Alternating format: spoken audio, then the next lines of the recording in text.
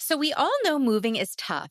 Packing boxes, saying goodbye to familiar surroundings, navigating new neighborhoods, it's a drag. It's enough to make anyone break a sweat. But you know what's even worse than that, plant friends? Moving with houseplants. Oh my goodness. If you know, you know. And if you haven't moved with your houseplant collection yet, you're very lucky because this episode today is going to save you a lot of stress. Today, we are diving into the jungle of relocation in hopes that it makes the wild ride of moving with houseplants a little more manageable.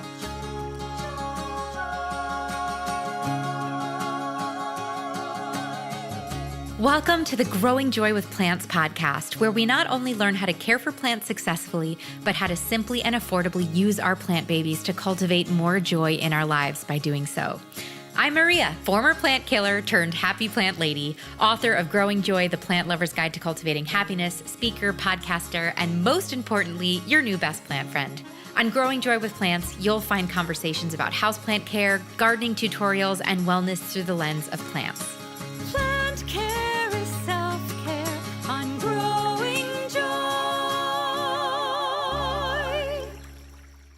Hello, plant friends. Welcome to Growing Joy with Plants. I'm Maria, your host. If you're new here, welcome. I'm here to help you care for plants and grow joy in your life while doing so. If you're a repeat listener, welcome home, my friends. It's so nice to be growing with you on a weekly basis. Thanks for subscribing. Today's episode is so great because it is all about moving with houseplants, and I'm joined by my dear plant friend and plant aficionado, the one and only Becca of Becca De La Plants. You might know her from her incredible YouTube channel or her Instagram channels, or maybe even from her book, Houseplants for Beginners. She is a dear plant friend of mine, and we have both moved a lot in the last year. Becca has made like a cross-country move. I have made smaller moves, but I've moved 3 times. We have both toted our plant collections of over 100 plants each, far and wide, and we have come up with a lot of tips for how to move with houseplants because it's a whole different thing with just moving, non-living articles. And a lot of the tips we're giving you are from mistakes that we've made. So happy you're listening. We have a lot to cover, so I'm going to dive right in. Here's Becca. Becca, welcome back to Growing Joy. When was the last time you were on the podcast? It was a while back. Was it the Plant Tube collaboration? Yeah, it was. It was with Adam and Nicole. Oh, that was 2020. Yeah. Oh, the Planned Parenthood last year, right? When we did that. Yeah. My friend, we have lived such parallel lives, I feel like, in the last couple of years. We're country girls now. You're a country girl. How do you feel? Yeah. It's such like a funny thought that I'm a country girl. Yeah. But yeah, I am. I just spent a week in the Bahamas and I came back to my place and I was like, this feels more beautiful than literally the Bahamas, which is such a crazy thought. But we came back and it's just like bursting with life and spring and it's so green. It's such a gift to live somewhere like this, like kind of shrouded in the trees. I feel like a fairy like all the time. Yes. Like a woodland nymph. Yes. Right? Yes. It's so special. I love it so much more than I ever thought I would. Yeah. And on a conversation about moving, can you share a little bit what the last couple of years have looked like for you? Where, why, how you've moved and how you've kind of nested in your current home? Yeah. So I'm from Tucson and I've always lived there. I've always wanted to leave. I wanted to leave so bad, but I just never was able to. And then I met my husband in Tucson and he worked there. He got moved there for work. And then, we met, fell in love, got married, the whole thing. And then we ended up moving to Missouri, which was like, when I found out it was Missouri, I was like, okay, it's not a glamorous state by any means. Like, I'm not going to be the first one to say that. But then I came out and visited, like it was in 2020, I came out here to like look at houses that I had been looking at online. It's so hard to buy a house online. And so many people buy their houses like sight unseen now. I literally could never do that. That is insane to me because some of the houses that I was so excited about, I like stepped in and I was like, no, like immediately no. But anyway, so we ended up buying our house here and it's on like 7 acres in the woods. And it's just been such a change because I lived like in the city in Tucson. So I would ride my bike all the time. I was able to walk places. I didn't really walk that often, but like I could like walk to work. I was a teacher for a little bit. But mostly I would ride my bike. And so it was so weird coming here. Like when I visited, I rented a bike because that's how I get around. And it's so hilly. So that's like out the window. And it just doesn't make sense to ride your bike places here unless you are like a serious cycler. So there was so many things that like just changed my routine. Everything about my life totally changed. I learned how to mow a lawn, had never mowed a lawn in my entire life. And now I'm a whiz with our zero turn, just like taking down grass. We mow probably like 3 acres of our land. And man, it's just been so cool to live such a different life than what I lived before. And it just feels so full. I always feel busy. Like I remember having so much downtime when I lived in Tucson, and I always found ways to fill my time, but it was like, oh, I'm going to sew or do this or do that. And now it's like, okay, well, now I have all these chores that I have to do. Every season I have to mulch, I have to do my garden. And it just feels really like I'm living like the retirement dream while also hustling and like working. So it's kind of like a fun juxtaposition. And in Tucson, you were for the most part a houseplant parent. And then when you moved to your current home in Missouri, you installed the most insane garden, a greenhouse. Like, what has that looked like? Because you also moved, what was your garden zone in Tucson and what is your garden zone in Missouri? Very different climates. I'm pretty sure Tucson's a zone 9 and here I'm a zone 6. And based on what I've heard from other gardeners is like zone 6 is really great. It's like a perfect, you can grow pretty much anything you want in zone 6, which is so cool. I've really gravitated towards like hydrangeas and just like there's so many beautiful native plants here too. So it's just fun to be able to grow those things that just need so much water that it's totally irresponsible to have them in Arizona. But like here, it's not a big deal because, the land replenishes itself. It rains and all of that. But yeah, I went really big. I had all this space. So I made like a 40 by 40 garden, which is ridiculous. Every year since the year I did it, I'm like, this is so much. I have like 11 planter boxes. I don't need 11. I need probably 2. Wow. It's too big. So there's that. But it would have looked weird to have this like little tiny garden on all of this space. So I was like, let's fill it. And my greenhouse is 12 by 24. So also like just ridiculously too big, but you grow into these things, I guess. And you can kind of use them for different purposes each year. So I'm kind of still figuring out how I want to use the spaces each year. Well, I think I did an episode on greenhouses a while back, and I feel like I interviewed multiple people who have greenhouses. And I think one of the main pieces of feedback is go bigger, don't go smaller. Because I think when you're making such a big investment in a greenhouse or in an epic garden, I mean, you installed a huge fence, all those planter beds. Like we're talking, probably I'm going to guesstimate around at least $1,000, if not more dollars, just in like lumber. You know what I mean? Just in stuff. You don't want to install something and then grow out of it in the next year. So I do think it makes sense that you went big your first year, knowing that you could grow into it. Or, maybe 6 of those raised beds turn into just like perennial cut flowers that like you don't really have to do that much to. And then a couple of planters end up being for edibles. But I can totally relate to the first year. We both moved rural in 2020. And I felt the same way. I mean, I had some life circumstances that came up that I didn't end up installing a garden on my property, but I was ready for the scale that I don't know what that is, but I feel like when you get this new opportunity, you're like, I'm going to send it. I'm going to do this to the biggest capacity.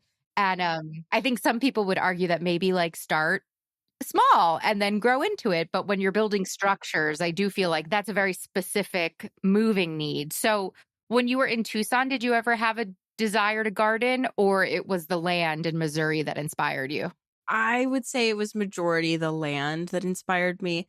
My parents live in the suburbs, so they had like a big yard or have a big yard and some garden. They do like container gardening. Like honestly, it's just my dad throwing like old rotten tomatoes in a pot and then like he gets tomatoes year round. Like he just always is able to pick them and they have lemons. And so, yeah, that was kind of how I flexed that muscle or that desire when I was growing up and in college. I would, go to their house and like dig. And I don't even know why I did that. Like I just would randomly decide to plant things in their yard.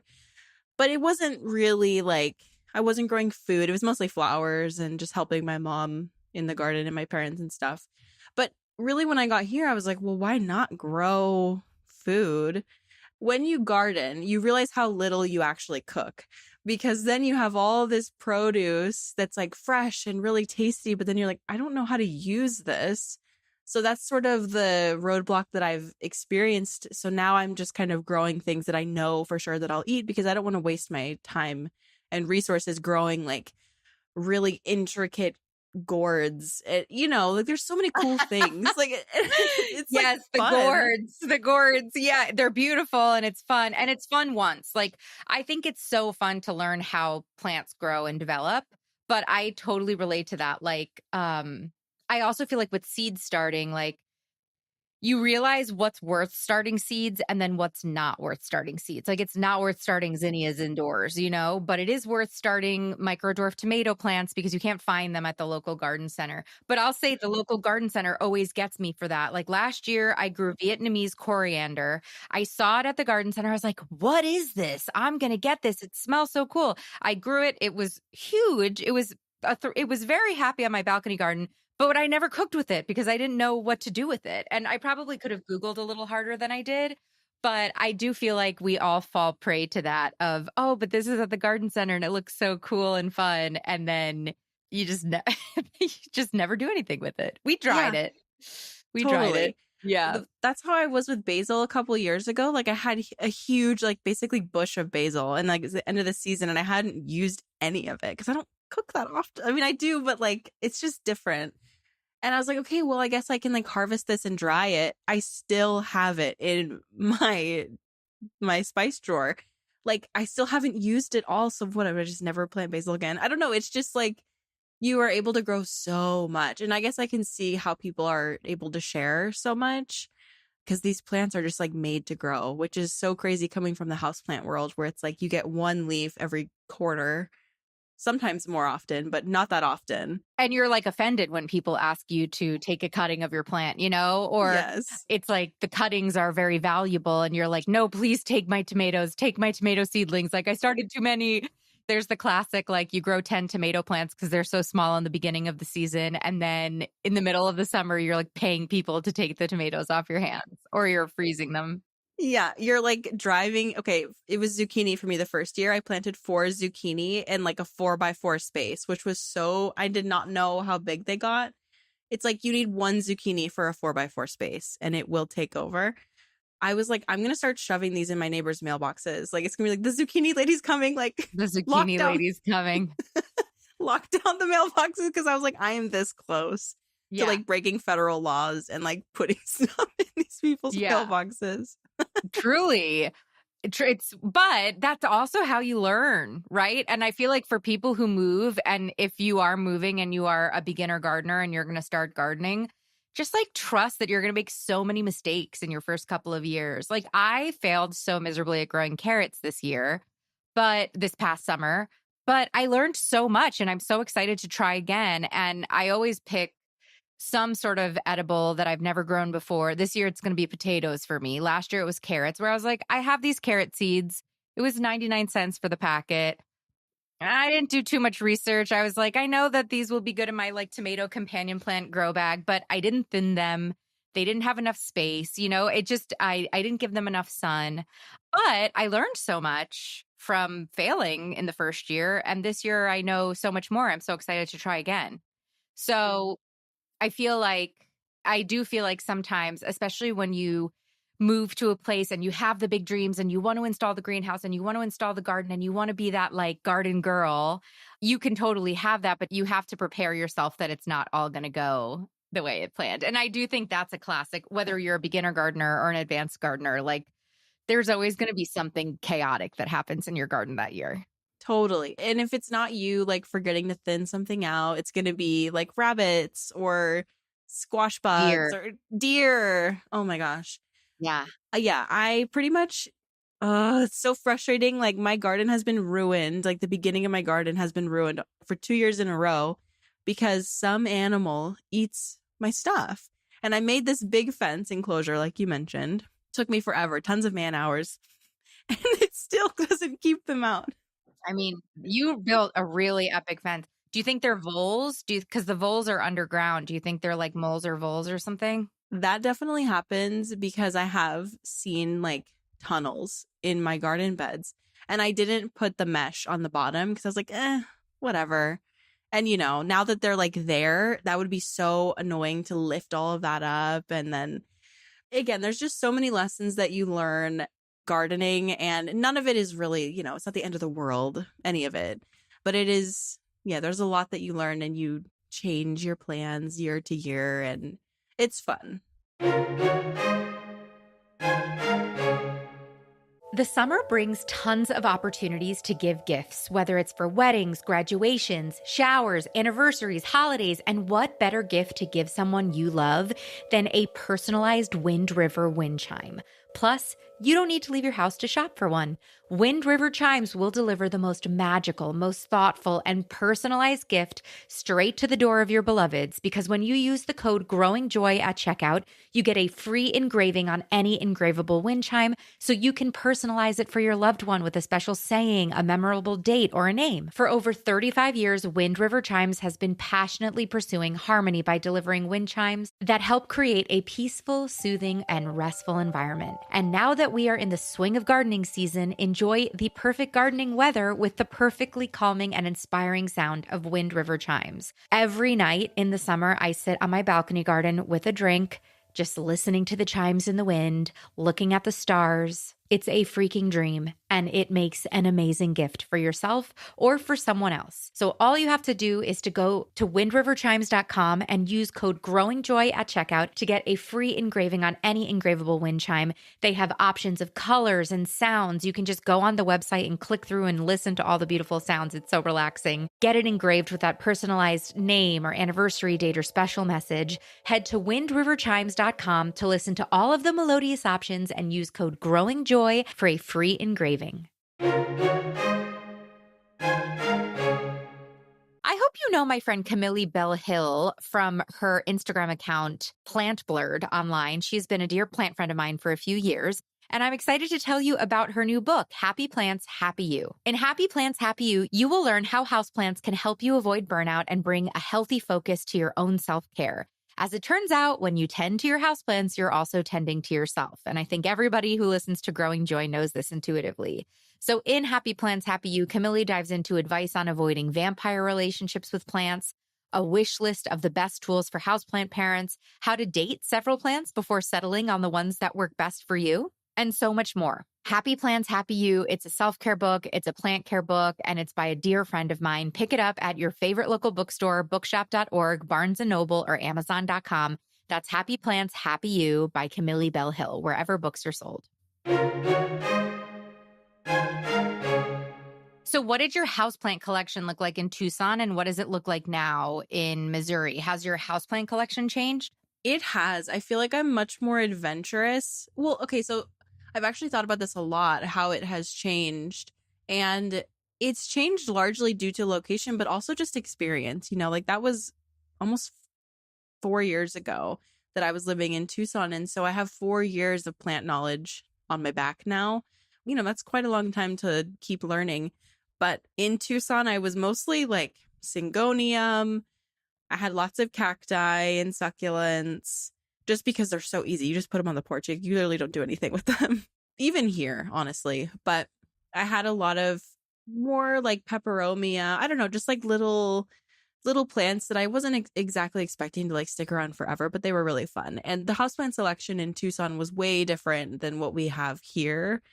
I would say here in Colombia, it's much more exotic and yeah, like tropical instead of cacti. Yeah, and I always say Columbia, but it's not Columbia the country, which is way cooler. But no, Columbia, Missouri, mid-Missouri. But yeah, the climate here just supports houseplants a little bit better just because it's not so hot and it's a lot more humid. So our garden centers are able to have a little bit more like unique, cool things. Also, we're closer to Florida, so my collection now, there's definitely more like anthurium and like cooler, more collector philodendron. But I always fall back on like the pothos, the Hoya carnosas. Those are always going to be in my collection and just be the stars because they're just so easy and fun and they can live anywhere. And you're a new mom. So you also have that layer on top of like you are dividing your time probably very differently between your baby and your job and your plants in a way that you were not. You had 100% of that time for your plants in Tucson. Yes, I did. And I don't know. There's been so many moments where I'm like, wow, what did I do before I had Nora? Like, I had so much time. And, it's brain space as well that gets taken up by having a kid. But it's been cool to see, like, I don't know. There's certain things in life that happen that kind of make your plant priorities present, or they just kind of change. I don't know. They make it obvious to you. Because there's a lot of times in my life where like I know what needs to happen, but I don't want to do it. Like, for example, getting rid of some plants or downsizing heavily or something like that. Like moving is a big thing that causes you to do that because you kind of realize who you want to stick around when it comes time to move. Because then you picture yourself lugging all of these plants and you're like, I can't do that.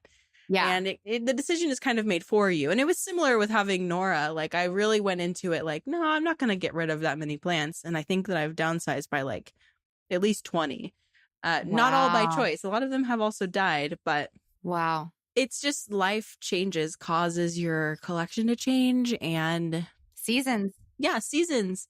Seasons of life. You're going through different seasons of life. So, okay, this is perfect because you made this really huge move. I moved 3 times in 2020, like a real psychopath. So we both have a lot of experience moving with a lot of houseplants. So I was thinking you and I could go and compare our experiences pre-move, during the move, and post-move, kind of compare notes and see like what worked and what didn't work for us in our histories of moving. So maybe we can help someone in the future make a few less mistakes than we did. So you kind of already started talking about what did the preparation look like for you when you were in Tucson? You knew you were moving to Missouri. What did that preparation look like? How did you go about making the decision of what's staying and what's going? Yeah. Well, basically, if a plant was already on the edge, I wasn't really into it that much anyway. Obviously, that was like easy to get rid of or just throw away. I know it's a little controversial. Not everybody loves that. But sometimes when you're moving, it's like it just happens sometimes. So there were, I don't know, maybe like 10. If I'm estimating, I don't remember quite exactly, but maybe 5 to 10 plants that I just was like, I'm not taking these ones. I know that for sure. Obviously, I have a large plant collection, like over 100 at least. And so I had committed. It was like full send. I'm getting a U-Haul for these plants. So when you have that option, you don't need to downsize as much because you're already getting a U-Haul. So you got a separate U-Haul for your plants, like the one that is attached to your car? Yeah. So we had a moving company. Yeah, we had a moving company that took all of our house stuff, and then they don't take plants. I wouldn't want them to anyway, but yes. But then we got like a little, like the smallest size. The little boxes. Yeah. Yeah. I think it ended up being like $300, which honestly, in the grand scheme of things, it's $300, but to replace all of those plants, so expensive. So it'd probably be about the same. So I was like, well, I might as well just keep my plants. So that was basically the prep. I made sure they all got a good watering before, like I showered them to hopefully like cut down if there was a pest thing going on. Hopefully it wouldn't run rampant, but I definitely did some sort of treatment, watered them, and then started packing them up. And that was basically all of the prep. What did you pack them up with? Like, did you get the rubber tubs? Did you get boxes? Like, did you get crates? What did you end up lugging them around in? It was kind of both. So I used boxes, and the boxes was what I would suggest other people do. I kind of just threw them in there and filled up the bottom of the box, obviously. None of them were very heavy, so it was pretty easy to lug around. A lot of them were too tall for the boxes. So what I would suggest is getting the wardrobe boxes that are extra tall that you like hang your clothes on. Our movers brought those, and I was like, I've never seen this box before, but that's perfect for houseplants. So if you can find those, that would be way, way better, just to protect the plant fully, because the plants that I had fully enclosed in a box and I could like tape the box shut, those plants received like 0 damage, none. It was the plants that were kind of in a crate, just out, that, Loose with their leaves hanging out and stuff. yep, yep. And I don't know what it was about just the enclosure, because it would be probably the same amount of friction, but for some reason it just was worse off to not have them in the boxes. So that's really the number one thing that I would suggest doing differently than what I did. And did you move your plants on the same day or did you move them on a different day? It was the same day. So, and we stopped. So it was a 2-day drive. And I was really worried that they would be like too hot or something in the moving truck. But really, plants get moved on a truck when they're coming to your stores. Yeah. So That's literally how they get to your garden center. Yeah. exactly. So they're a lot more strong than I think we are wanting to give them credit for, but they can handle being in the dark for like a day or 3 or even 5 if they need to, but hopefully not. But you know what I mean? That was really something I'm going to be doing next time I move, is just making sure they're all in boxes, covered. And you know those like the craft paper covers that they come in when they get shipped? When like you order a plant to your house and they come wrapped in the plastic stuff. That, or also if you see a garden center post a new shipment or something like that and they take a picture. And they pull the paper off of the plant. Yes. Yeah, like it's like brown paper. Yes. So the garden center is going to dispose of those. So what I'm going to do next time is I'm going to go to a garden center and I'm going to say, hey, when you get your next shipment, can you hold those papers for me? Unless they're using them for something else, can you hold those papers for me and I'll come get them and use them for my move? Yeah. So, okay, this is interesting because I did things kind of differently. So I want to compare and contrast with you. I love your U-Haul idea. I did not think of that.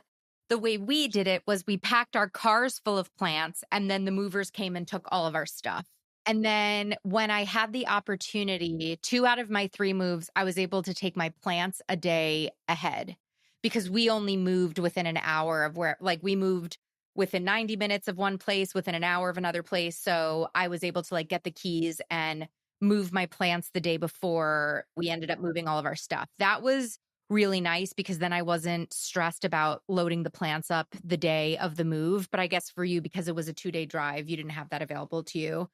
I totally also did the like laundry hampers filled with the plants, or not laundry hampers, but I think they're called foot lockers, like the deep plastic tubs, but they're pretty tall. So I'd put my like 8-inch plants in the bottom. I anchored them with all of our towels. And then I'd put my smaller plants around, like on top of the soil. I'd nestle my little planters inside the 8-inch plant's lip of that pot. So I did like a little bit of a Tetris situation. And then I replicated the paper thing with newspaper. So I'd basically make cones of newspaper around each plant so that the newspaper kind of protected the leaves, because I think most of the tubs that I moved all my plants went in were open. And I was very nervous about leaf damage, but we were kind of like flying by the seat of our pants. And I was just like, this is what we're doing. We did have one wardrobe box that I put like my huge corn plant and a couple of tall plants in, and we anchored them with like towels and stuff like that. And that got taped up and that went with the movers. But yeah, I do highly recommend for people, if you're making a local move, to move your plants a separate day if you can. It's not always available to you, but now I've done it 3 times and usually if you ask nicely, your landlord will let you in a day early or, something like that. By my second and third moves, I was kind of burnt out and I was just like throwing shit in my car. But the first move, I also feel like I might have taken like damp paper towels and put them on top of the soil. So like they stayed moist and the soil didn't go everywhere, because I feel like you get a lot of soil spillage. But I think giving everybody a good water and pest control, like a spray down, is really smart. I love that tip. And then for us the plants on the move that we couldn't take our plants ahead of time, they were the last thing to get loaded and the first thing to come off. That was the other way that we tried, like basically like your pets, right? Like the dog is going to be the last to go in the car, but they're going to be the first to come out, because we just tried to minimize the amount of time that the plants were like sitting in a hot car. But I think you're so right. If we think about how these plants get to the garden centers, and also if you've ever ordered plants online, they're in a dark box jumbled around for sometimes weeks on end, right? And they're in these trailers. I mean, Granted, the plant garden center trailers are, they probably have some sort of climate control, but they are hardier. I do feel like I'm happy to hear you say that because I think there's a mindset that I think you have to get into when you're moving with plants, similar to if you're starting a garden, like what we'd said. You have to know that you're probably going to lose one plant. You're probably going to have some damaged leaves. There's probably going to be an issue. And I feel like if you go in with that in mind, like with any move, right? Like you're probably going to break a vase. You're probably going to lose a box. You're probably going to do whatever, right? If you go in with that mentality, then you set yourself up for such a sweet surprise of all of your plants doing a great job and making it, right? Instead of expecting all your plants are going to make it and then being devastated if you have a plant that goes south or if you have a plant that has the most beautiful leaf get, snapped off accidentally. Or I just feel like there's a real mindset. And I think you can give yourself a lot of grace by just knowing nature is wild sometimes. And this is going to be just a wild moment in life that your plants are going to either weather or not. So moving to a new place means new gardening opportunities and new growth. A lot of people, when they move, they're upgrading the amount of space. Maybe all of a sudden they have outdoor space when they haven't, or maybe they just have more space indoors. And when you need top-notch garden containers, raised bed, plant supports, and more, including houseplant stuff, look no further than my favorite garden resource, Gardener's Supply Company. Gardener's Supply is an employee-owned gardening company that has been making growing easier and more enjoyable for over 40 years. Whether you have acres to garden on or just a balcony like myself, they've got everything you need for successful indoor and outdoor growing. If you're craving fresh tomatoes, they have everything you need: the containers, the supports, the soils, the fertilizers, and the treatments to help you grow the tastiest tomatoes ever. And if you've seen the raised beds that I've recently installed for my mom and my sister on Instagram, those are the Gardener Supply Company's cedar raised beds, and they're a total dream. No matter what you're looking for, discover all of your gardening favorites and exclusive innovations at gardeners.com/growingjoy, and you can use code growingjoy at checkout to unlock free shipping. That's gardeners.com/growingjoy and use code growingjoy at checkout to unlock free shipping. Yeah, I think expecting imperfections is you have to. I mean, especially just moving a plant from one room to the other, it can happen. I can't even explain how many times I've snapped a leaf off just picking up a plant. So you can imagine picking it up, putting it in your car. Yeah. Things are going to happen. And the good news is plants grow. So in a couple months, you can cut off that leaf and it's not even going to matter. Mm-hmm. It does kind of suck in the moment, I'll admit. There actually was this one situation, which was so silly, but it was so hot when we were moving from Tucson. We were just sort of getting silly, Yeah. We were loading up just like the little things that we wanted with us when we arrived to the house. And then the plants went into the U-Haul too. And I hung up a plant from like a garden center hook. Oh, the little handle. Yep. That you hang your dry cleaning on? Okay. Yes, like that, but in the moving truck, there was some hook on the wall. I put that up there and it was directly above some of my most prized cacti. And oh no, it fell on the cacti? It fell. Yep. And the cacti still kind of look a little weird, the ones that got hit. And it's been 4 years. But it's a story, and now I know to never do that. I don't even know why I did that in the first place, but it's just a blip. It just happens. But also moving, I think that's a really important story because you are never your best self moving. Moving is stressful. I don't care how much you prepare. I don't care how many boxes you get ahead of time. I don't care how many places you walk around and get all their extra newspaper and you've got it all organized and you've got the movers and you've got it all. Moving is stressful. It's emotionally stressful. You're moving your homes. Homes are our most important feeling of stability, and you're in the massive moment of instability in your nervous system in that moment. There's logistical stress. The movers are going to be late. There's just always going to be something. And so you're not your best. So you're not going to be your best plant parent self because that's just it. That's just what it's going to be. So we kind of talked about the day of moving, but do you have any other tips for the day of moving and what to do in your move? On that overnight, did you leave the plants in the U-Haul or did you take them out of the U-Haul and bring them into the hotel? I think this is really going to depend on the season that you move, because for me it was October. Like, we arrived on October 1st, so you can imagine, from Arizona to Missouri, and it was actually kind of chilly in Missouri. So we ended up, when we arrived here night of, we brought everything in, which was like not what you want to do after a 17-hour drive, but it is what it is. It was cold. But because it was still warm where we stopped overnight in New Mexico, we didn't bring them in. But if it was going to drop below 50 degrees, I would have been that wild person bringing like 9 boxes of plants into my hotel room. So Fair. Me too. I would have been that too. yeah, it just depends. And in my notes, I wrote down, like, if you can choose what season to move in, I would say like fall was great. Spring, like late spring, early summer is really great. But like the dead of summer, the dead of winter, really hard. Just in general, that's hard. But you can't leave the plants in the car in those 2 seasons, So that makes it a bit more difficult. I moved in the dead of winter. My second move was in the dead of winter. It was December 30th. It affected my plants, like, straight up. But I went in with the expectation that my plants were going to suffer from a move in the winter, and that was out of my control. That's when we had to move. And we were very mindful of like plants going last, plants coming in ASAP. It snowed 2 inches the day of our move. We arrived and there was snow everywhere. It was a freaking nightmare. And then the next time we moved was in July, and it was way chiller. We were like, everybody's fine. Like, we're throwing the plants in the car. We could put the plants on the lawn for an hour if we needed to. Like, we're moving the plants in. We were able to move our plants ahead of time for that move, but it was still just, I do feel like the season really affects how stressed you need to be about with your plants. So I think you're right. If you can choose when you move, early fall, late spring is definitely going to be the greatest time, which I don't know if I don't know if I have had since I've had plants. And in all the moves I've done, I don't think I've ever been lucky enough to move. Well, no, my first move was in June, I guess, June 2020. So that was pretty easy. But yeah, that's so interesting.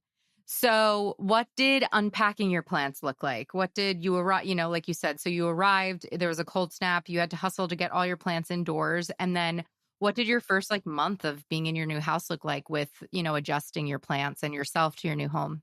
Yeah, it was okay. Well, it felt like a culture shock, which is such a funny thing to say because I was in the same country, but it was just like going from Arizona to Missouri is so different.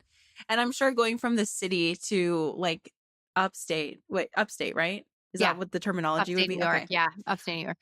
I'm so out of the loop with the East Coast. But I feel you. Yeah, it's just so different.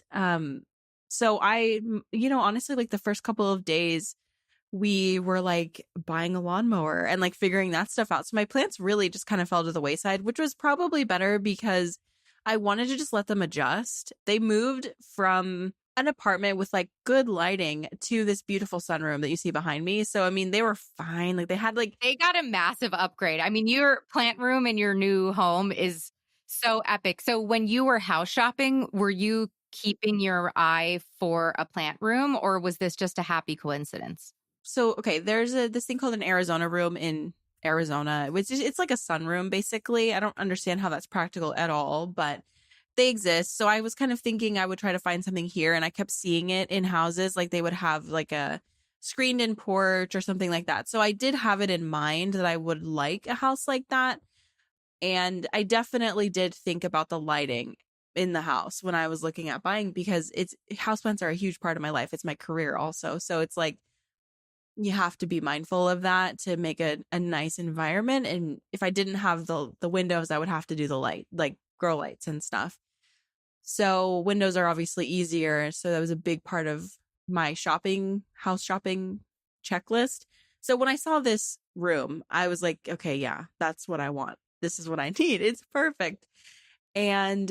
But yeah, I think the land sold me more than anything, but the bonus was this room, and it's really evolved into something so special. I love this room so much. I'm going to be sad someday to not have it. I don't know what I'm going to do, but it's set this unfortunate precedence where any room that is not this is going to be like, oh, one window. I don't know.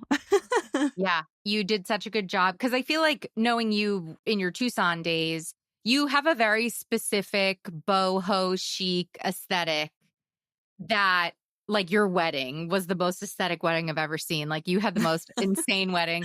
Thank you. And I do really feel like you replicated that in your room. And I think that's a good tip for people moving, is to use your plants as your way to nest in your new space. And you really did. I mean, you thrifted all sorts of cool stuff for your room, and you did your epic green wall with your sliding ladder, and you really made it your own. And I feel like, similar to me, we're both content creators, so we need content creation space. And so our plant rooms get prioritized when we move. I was set up in my office before anything was set up when we move. Like, every time we move, it's okay, where are the plants going? Where's your office? Where's your filming area? And then we're also like, oh, but also where's the box with the pans for the kitchen? But it's always that. It's always that. But I think that it does anchor you in a nice way, because I feel like if your plants were just kind of be in the middle of your living room, kind of unstyled and untended to, it wouldn't feel like your home. It's a nice way to anchor yourself there. Totally. It like makes way for the personality of the room to just really shine, because there's so many different houseplant aesthetics. Like, I have a series on my YouTube channel where you can use houseplants in so many different aesthetics, minimalist, maximalist, boho, like witchy. I've done a few videos in that realm, and it's so interesting because it's always the same plants, but just everything around it looks different. And the containers maybe are a little different. Yeah. And the containers.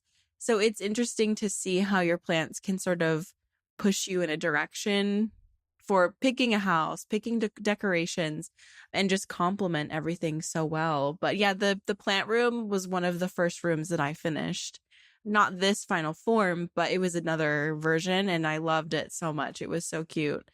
Just all the versions that this room has been in, it's really nice. But yeah, how about you with your place right now? Because you have this really awesome setup behind you, and like, yeah, because you've had so many different backdrops. I remember you had like the green wall.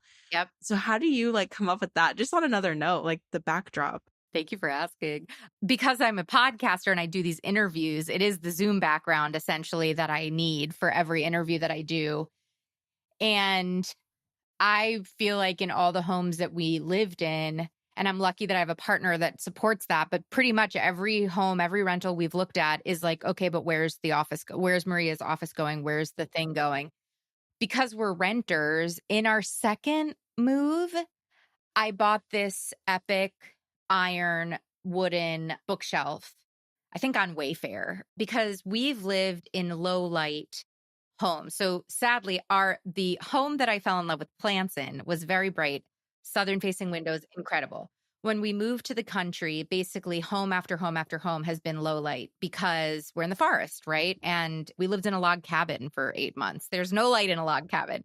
And so I had to get really savvy with grow lights. And I realized, well, if I get a huge bookshelf and I just like blow out one of the shelves with lights, then I can keep all my plants there. And then I was like, this is a cool background for Zoom things, So I think in every house, you have to kind of, like you said, like let the room inspire you and what you have around. So I've had different iterations of this bookshelf with the grow lights. I've had different shelving, different bookshelves, different plants, but I'm also a renter. So you own, so you've been able to really invest. Like, we've had to get kind of savvy with our rental situations where you can't really do anything. So I think what a lot of people don't know about my home is that we moved to our current home thinking we would only be here for 5 months, and it's been 3 years. So we moved into a furnished rental. And so my office has like, I've never talked about this on the podcast before, but my office has like aesthetic areas, and then there's a green wall, and behind the green wall are 2 twin beds, because this used to be the kids' room that I took over as my office. So our house is kind of quirky in that way, where there's just like weird things hidden in all the corners. But I hung a grow light in my closet to take care of all these plants that I have. And it's on top of like an old baby changing table from our landlord that I just put some like waterproof contact paper on top of. And I'm like, we'll make do, So I wouldn't say any of my space is the aesthetic that I really want, but we're just making do with what we can. And you see a very specific section of my office. And then Frankie's cage takes up half of my office at this point too now. And he takes priority over anything, including my plants and my own life. So yeah, but I do feel like it's kind of fun. We grow and evolve and change so much that it's kind of fun that I've had to have this challenge of like kind of changing it up every single time, because I do feel like I look at the old backdrops and be like, oh my God, remember that chapter of my life? Or, oh my God, remember that chapter of my life? It's really interesting. Do you feel like you have a Tucson era and a Missouri era? 100%. And it's so Yeah. funny to think like people remember all these different eras. I mean, I remember your like fully green background and that whole era, and people remember them. And it's so funny to look back at my old videos and I'm like, I used to just sit I lived in a studio when I started my channel and with my friend. So we just had our 2 beds in the background. And, just. I remember I visited that house when I was in Tucson. Yeah. That was a You sweet did. little setup you had. You had that amazing balcony. Yes. The balcony was amazing. And do you know how much my rent was? Oh my God. What was it, like $500? Yeah, the whole place was like $500. I paid like $250. Oh my gosh. It's That's unheard of. Like incredible. that place has like tripled or more in price since then, which my roommate and I are like, that's insane.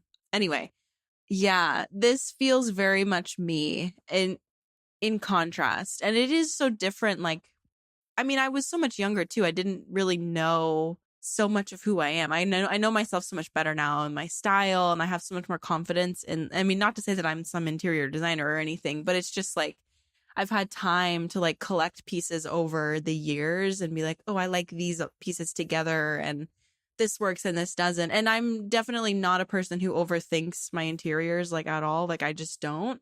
So it is nice to just like have the space. I did the thing and now I can just enjoy it. And now in like, when I move into a new place, I'm going to have to do it all over again. And it'll be a different version of me, but the same. But because you change. I don't know if you listen back to old podcast episodes and even like your voice is different a couple years ago. Oh my gosh. Yes. It's so strange. It's so strange. I used to have really short hair. And I look at my first set of photos I ever took for back when the podcast was Bloom and Grow Radio. And I'm like, who is that girl? Yeah. She's only wearing black. Like I used to only wear black and gray when I lived in New York City, and I had short hair.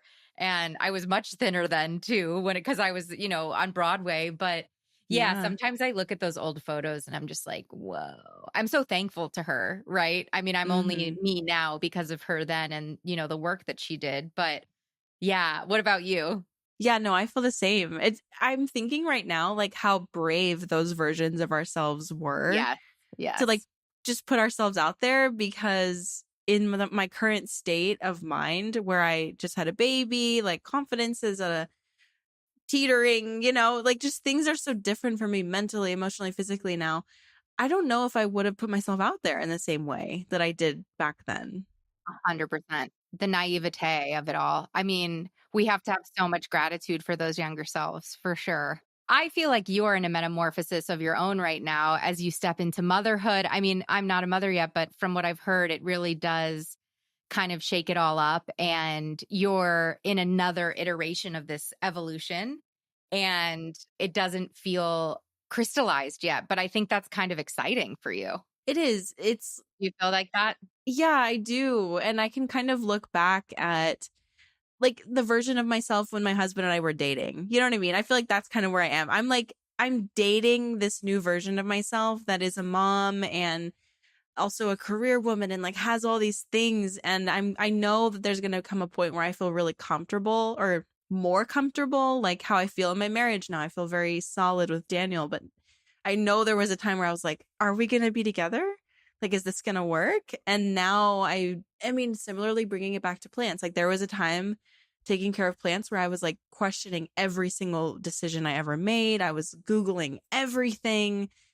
And now it just kind of feels natural. Like I can look at a plant and kind of figure out immediately what's wrong with it. You know what I mean? Like it's just this comfort that comes with years of doing something. And that gives me hope that like someday being a mom will feel more like that. Then it's amazing, but it's just all new.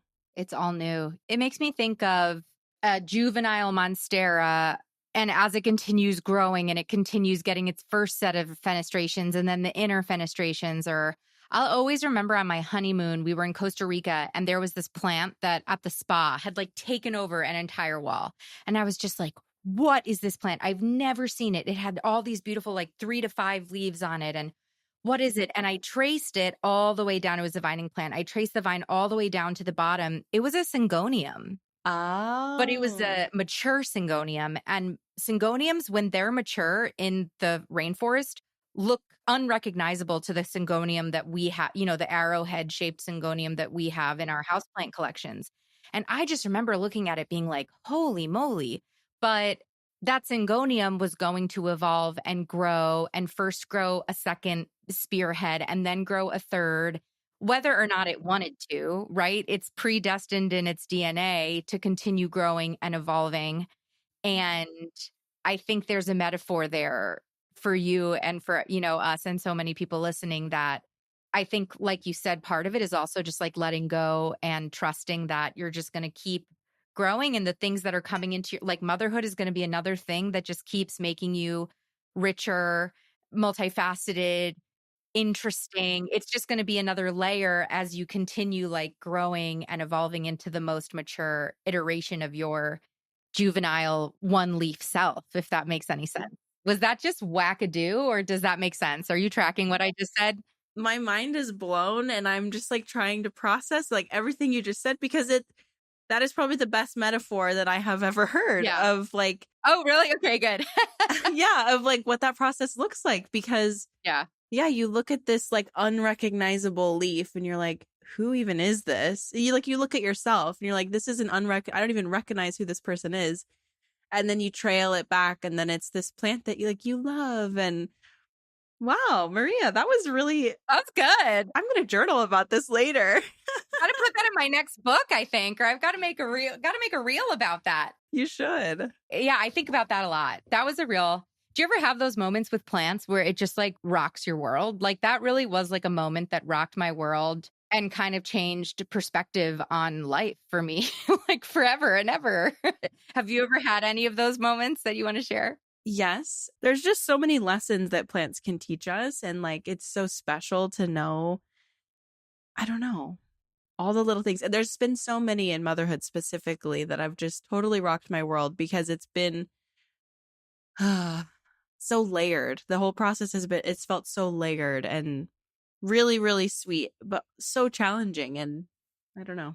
Yeah. Do you have a motherhood analogy? I've thought about that a lot, like nature. I mean, Mother Nature. We look at the earth as the mother, the divine mother. But yeah, I'm curious.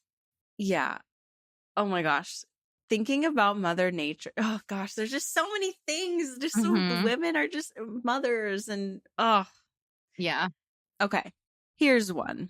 So I've been pretty open online about, experiencing postpartum depression and anxiety, and I experienced these things in life. So it was kind of hard to know where postpartum depression and anxiety started and where regular, like where that ended. Like where did it turn into postpartum and where was it just me and like my normal baseline?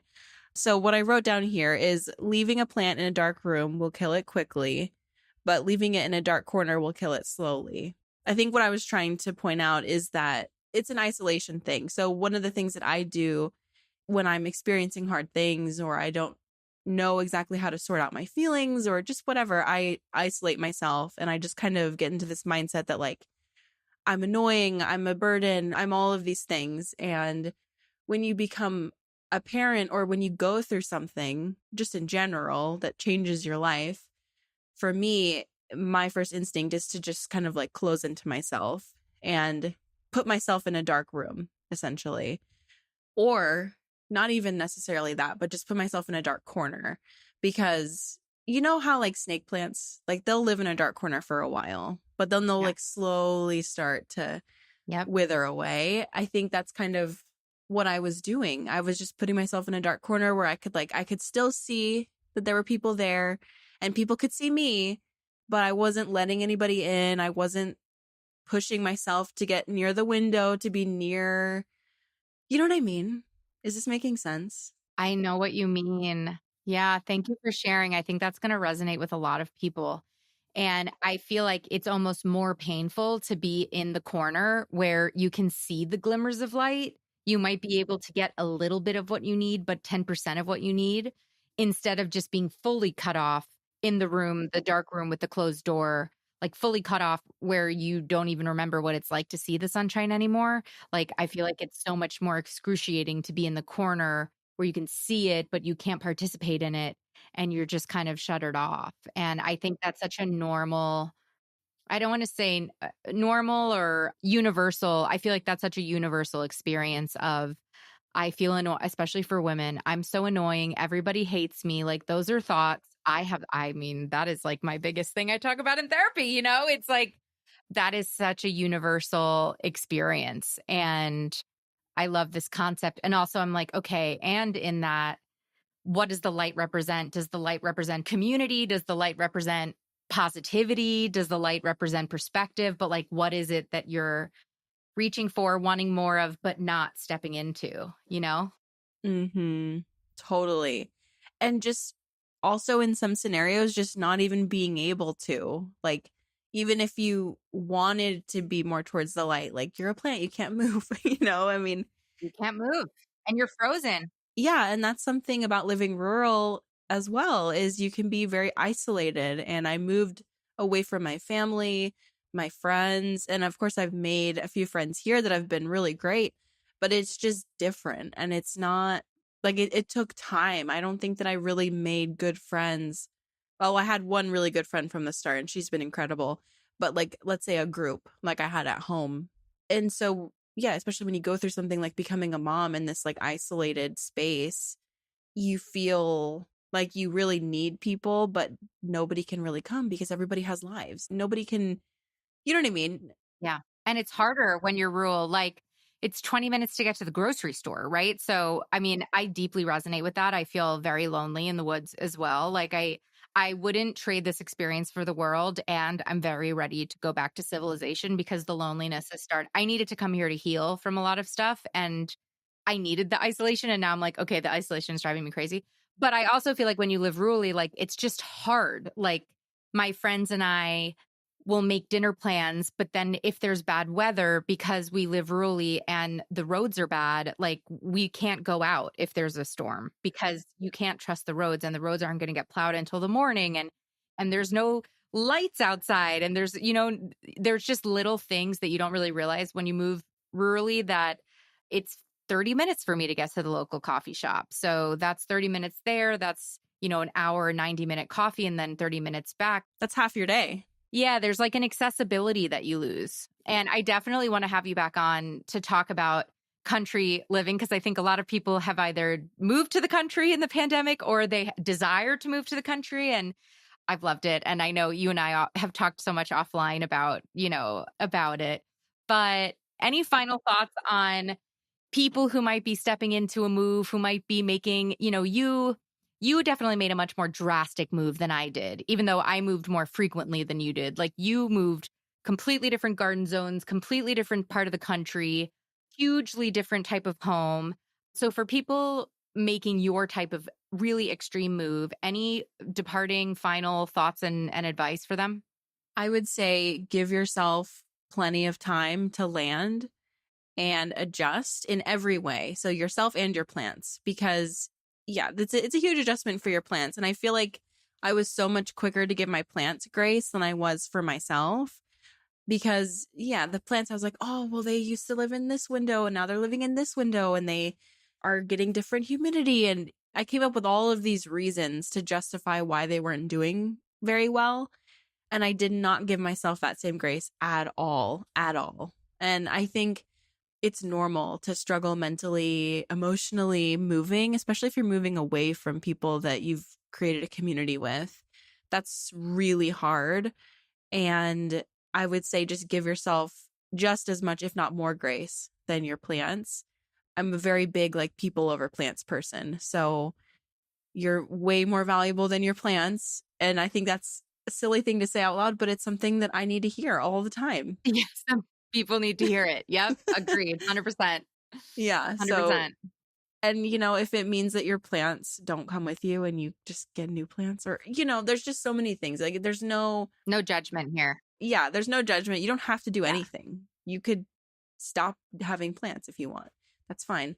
And if you need to get rid of plants, I know I write about this in my book, but like if you need to get rid of plants, give them to your local nursing homes, give them to your local plant friends, make a post in your local Facebook group and make someone's day. If Becca or either of us, we both have some pretty cool plants in our collections. If I was putting my Thai constellation, if I was just giving it away, I would make someone's day with that, right? Take them to nursing homes. You can get some to hospitals will take them. A lot of hospitals won't, but you don't just have to throw them out if that would make you feel bad. Figure out how you could give your plants another life, One other thing I wanted to say before we leave, because I find that this has been a low key, like one of the most valuable things I've learned since moving, is find your local plant shop as soon as possible and make friends with the owner or the shop people. Because if you're moving somewhere that's a new garden zone, if you're moving somewhere and you're lonely and you don't have plant friends, like when I first moved to the country and I found my local houseplant shop, and I just I never even hung out with the people that worked there, but it felt so nice to go to a plant shop, make eye contact with a person, say a plant Latin name and have them not look at me like I was a crazy person, have some sort of weird deep dive 15-minute conversation about what calathea I should buy or not buy in that moment, and then leave. And I don't know, it was an opportunity to be seen in a way that I didn't feel seen in that moment of life. And so I feel like that's a real gift you can give yourself. And also what I have found is the little old ladies in the garden centers have the best advice on gardening. If you have questions about gardening, if you are a new gardener, you need to go find the little old ladies or the little old people in the garden center who are working there. Yesterday, I was in the garden center. This woman had her own pruners. As I was loading my shopping cart up with plants, she was pruning the plants to make sure that they were deadheaded for me. She talked to me about this plant that I had never had before. She would have talked to me for 2 hours. And she gave me so much amazing advice. And I'm like, will you be my new grandma? I love you. Yeah. That's been extremely helpful for me. That's another thing about living rural is people are just like that. Yes. They want to talk to you because they're lonely too. You don't take connection for granted as much, for sure, when you're rural. Yeah. The people are just so generous. Yeah.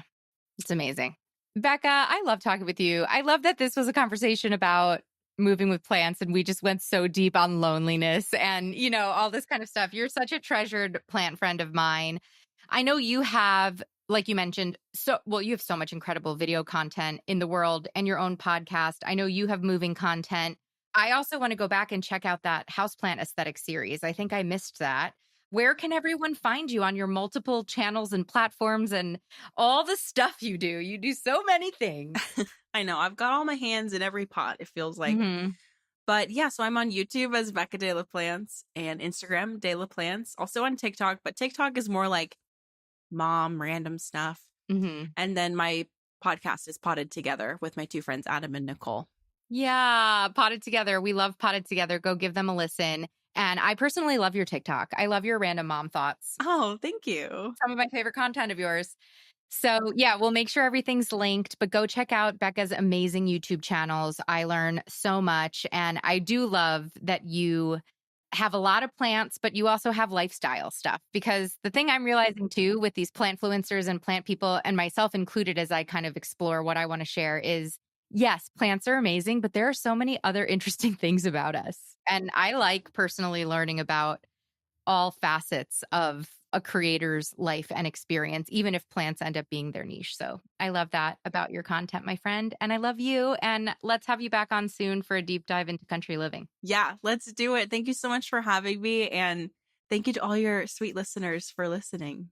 Awesome. Thank you so much, Becca. I love her. She really is the real deal of a friend. She's a beautiful story of meeting someone online and really turning them into a real life friend who you talk to about more than just plants. She's so special. I hope you go check out her YouTube channel. She recently interviewed me on her YouTube channel, and we did this whole video on plant friendships. It's so amazing. But you can check her out at Becca De La Plants on YouTube or De La Plants on Instagram and her social channels. Also, check out her book, Houseplants for Beginners. She's a wonderful person to follow, and I hope she is my plant friend forever and ever.